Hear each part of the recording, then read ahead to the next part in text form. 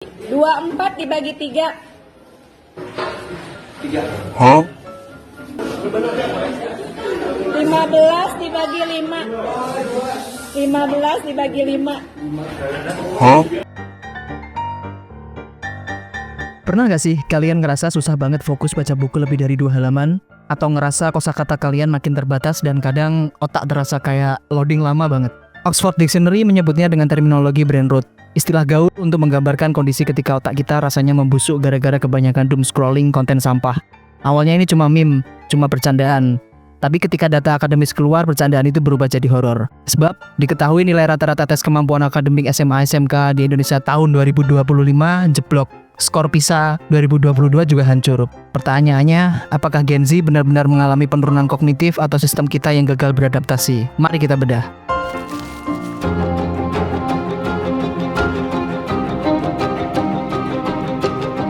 Oke, kita bicara data dulu. Jangan baper.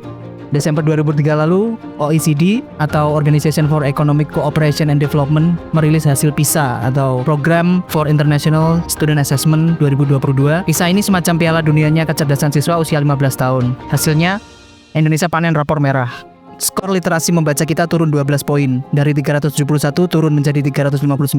Matematika turun 13 poin dari 379 ke 366 dan sains turun 12 poin dari 396 ke 383 dibanding skor PISA di tahun 2018. Posisi kita jauh di bawah rata-rata dunia, bahkan di ASEAN kita keteteran. Jadi jangan heran kalau IQ rata-rata orang Indonesia juga masih rendah, sekitar 93,2. Nggak cuma skor PISA, di level yang lebih dewasa banyak keluhan soal hasil tes kemampuan akademik yang menunjukkan tren penurunan kemampuan literasi logis. Soal cerita sedikit panjang banyak yang nyerah, soal logika dasar banyak yang kejebak. Nilai TKA 2025 pada mata pelajaran matematika rata-rata sekitar 36,10, bahasa Inggris sekitar 24,93, dan bahasa Indonesia sekitar 55,38. Mata pelajaran lain jangan ditanya, hasilnya juga masih di bawah rata-rata. Ini bukan soal anak zaman sekarang malas belajar, ini indikasi adanya learning loss yang masif. Dan tebak siapakah tersangka utamanya?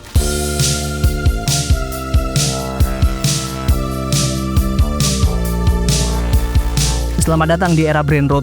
Fenomena ini berkaitan erat dengan cara kerja algoritma video pendek seperti TikTok, Reels, Shorts. Penelitian menunjukkan bahwa konsumsi konten durasi pendek secara masif bisa memicu apa yang disebut popcorn brain. Otak kita terbiasa dengan simulasi instan dan dopamin cepat. Akibatnya rentang perhatian atau attention span kita menyusut drastis. Padahal tes seperti PISA atau TKA itu butuh deep reading dan critical thinking. Dan dua kemampuan yang butuh napas panjang dalam berpikir. Kalau otak udah terbiasa lari sprint 15 detik di TikTok, kalian bakal ngap-ngapan kalau disuruh lari maraton ngerjain soal literasi bacaan 5 paragraf. Jadi ketika skor membaca jeblok, itu bukan karena Gen Z nggak bisa mengeja, tapi karena mereka kesulitan mempertahankan fokus untuk memahami konteks yang kompleks. Itulah definisi brain rot yang sesungguhnya, hilangnya kemampuan berpikir mendalam.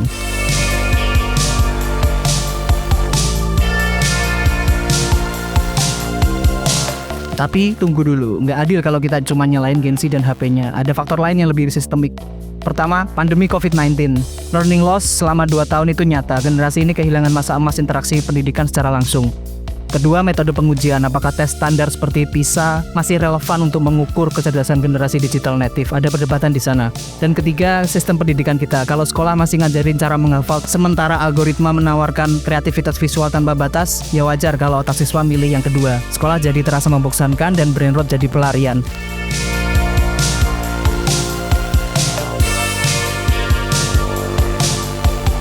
Jadi, apakah kiamat kognitif di Indonesia sudah dekat? Belum. Otak itu plastis, dia bisa berubah kembali. Solusinya bukan buang HP, tapi melatih kembali otot fokus kita. Baca artikel panjang sampai habis, bukan cuma judul, debat sehat tanpa emosi, dan sesekali touch grace. Beneran sentuh rumput, lihat dunia nyata. Nilai PISA dan TKA yang jeblok adalah alarm kebakaran. Kita bisa milih untuk matiin alarmnya dan lanjut scrolling, atau kita bangun dan nyelamatin otak kita sebelum benar-benar membusuk.